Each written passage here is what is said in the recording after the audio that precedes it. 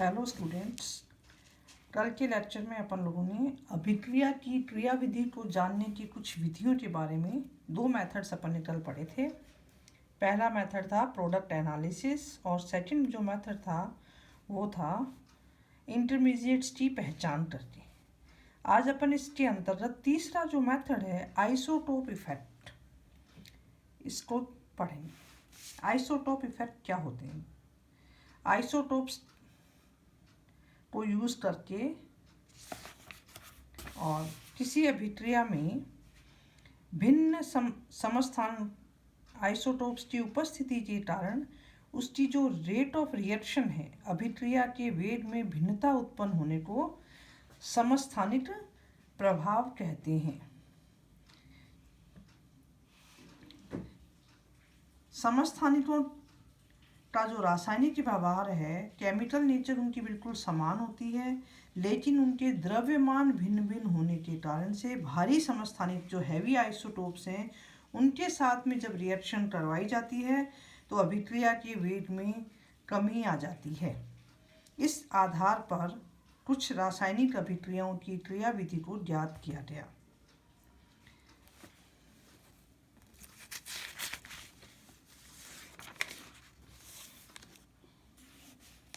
वे अभिक्रियाएं जिनमें क्रियाकारक और जो लिविंग ग्रुप है उसके बीच के बंध का विखंडन वाला पद अभिक्रिया का वेग निर्धारक पद होता है, उन अभिक्रियाओं में समस्थानिक प्रतिस्थापन पर प्राथमिक समस्थानिक प्रभाव दृष्टिगोचर होता है। इनको हम प्राइमरी आइसोटोपिक इफेक्ट कहते हैं। और इन अभिक्रियाओं का जो वेग अनुपात है,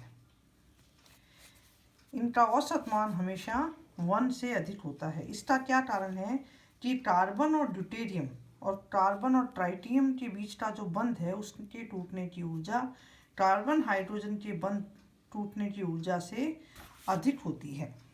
एक एग्जाम्पल इसमें है, इसका जब हम क्षारीय KMnO4 के साथ में इसकी अभिक्रिया करवाते हैं तो यहाँ पर कार्बन और हाइड्रोजन के बीच में बंध है। जब इसका प्रतिस्थापन कर दिया गया है इसके समस्थानिक ड्यूटेरियम से, तब यहाँ पर कार्बन और ड्यूटेरियम के बीच का बॉन्ड ब्रेक होता है। तो इन दोनों अभिक्रियाओं के अंदर रेट में काफ़ी अंतर है और इनका जो रेशियो है KH/KD। रेट ऑफ रिएक्शन जब हाइड्रोजन रिमूव होता है, रेट ऑफ रिएक्शन जब ड्यूटेरियम रिमूव होता है, इसका मान आता है 6.7। इसके विपरीत यदि टूटने वाले बंध के पास वाले परमाणु पर भारी समस्थानिक जुड़ा हो तो वेग में तुलनात्मक रूप में कमी आती है और इसे सेकेंडरी आइसोटोपिक इफेक्ट कहते हैं। जैसे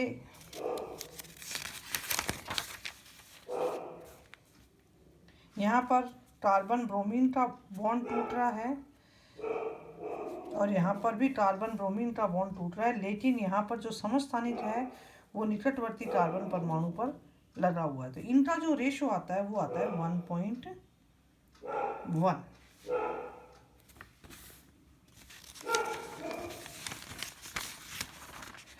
नेक्स्ट जो मेथड है वो है काइनेटिक स्टडीज के द्वारा भी बहुत सारी अभिक्रियाओं की रिएक्शन मैकेनिज्म को ज्ञात किया जाता है।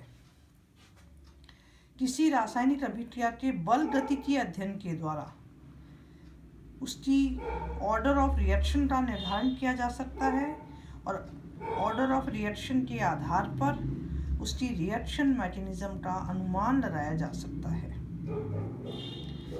मैथिल हैलाइड जो है उसके जल अपघटन का वेग और टर्शरी ब्यूटिल हैलाइड के जल अपघटन का वेग दोनों को जब हम देखते हैं तो दोनों में हम क्या देख रहे हैं कि रेट ऑफ रिएक्शन जो है मैथिल हैलाइड के अंदर रेट ऑफ रिएक्शन जो है वो मैथिल हैलाइड और न्यूक्लियोफाइल दोनों की कंसंट्रेशन पर डिपेंड करती है, जबकि टर्शरी ब्यूटिल हैलाइड का जो हाइड्रोलिसिस है, जल अपघटन है, वहाँ पर रेट ऑफ रिएक्शन केवल ट्राईमेथिल ब्रोमाइड की कंसंट्रेशन पर डिपेंड करती है। इसका अर्थ यह है कि रेट ऑफ रिएक्शन के आधार पर जो रेट डिटरमाइनिंग स्टेप है वो दोनों में डिफरेंट है।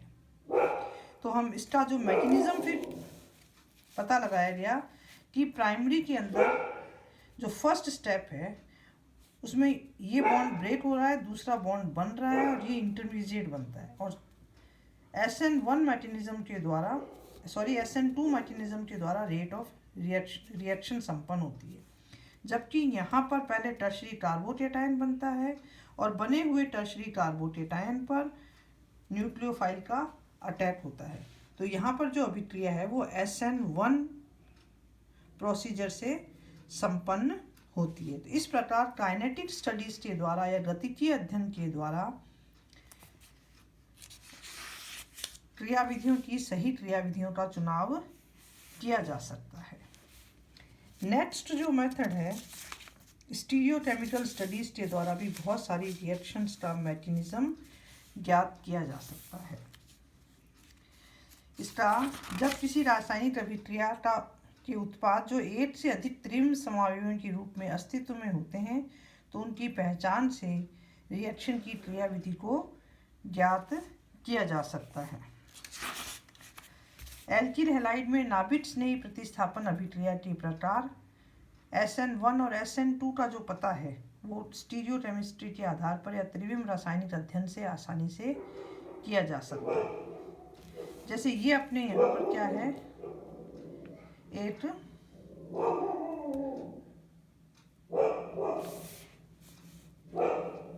प्राइमरी एल्किल हैलाइड लिया है, इस पर 3 समस्थानिक लगे हुए हैं। ये फर्स्ट स्टेप स्लो स्टेप है, संक्रमण अवस्था बनती है और जो प्रोडक्ट बनता है उसमें विन्यास का प्रतिपन हो जाता है। लिविंग ग्रुप इस साइड से निकला था और ये OH ग्रुप जो है इस साइड से ऐड हो रहा है, तो विन्यास का प्रतिपन हो जाता है। जबकि जो SN1 रिएक्शन के थ्रू प्रोडक्ट बनता है उसमें रेसेमिक मिक्सचर प्राप्त होता है। वॉल्डन इन्वर्शन के स्थान पर रेसेमिक मिक्सचर प्राप्त होता है। उपयुक्त अभिक्रिया से विन्यास में प्रतिपन को देख करके और SN2 क्रियाविधि प्रस्तावित की जा सकती है। इसी प्रकार से साइक्लोहेक्सीन की ब्रोमिनेशन करने पर ट्रांस 1,2 डाइब्रोमो साइक्लोहेक्सेन का निर्माण होता है। इस अभिक्रिया में ट्रांस उत्पाद का जो बनना है वो केवल साइक्लिक ब्रोमोनियम आयन मध्यवर्ती के आधार पर समझाया जा सकता है। तो इस तरह से कुछ मेथड्स हैं जिनके द्वारा किसी रिएक्शन के मैकेनिज्म को ज्ञात किया जा सकता है। तो अपन ने 5 मेथड्स पढ़े हैं इसके अंदर। सबसे पहला अपन ने पढ़ा उत्पाद विश्लेषण, सेकंड था इसमें मध्यवर्ती की उपस्थिति की पहचान, थर्ड है समस्थानिक विधि, उससे नेक्स्ट था बल गतिकीय विधि और नेक्स्ट है त्रिविम रासायनिक विधि। तो इन 5 विधियों के द्वारा अपन किसी भी रासायनिक अभिक्रिया का क्या मैकेनिज्म रहेगा, कोई अभिक्रिया किस मैकेनिज्म के द्वारा संपन्न होगी, इसको ज्ञात कर सकते हैं। धन्यवाद।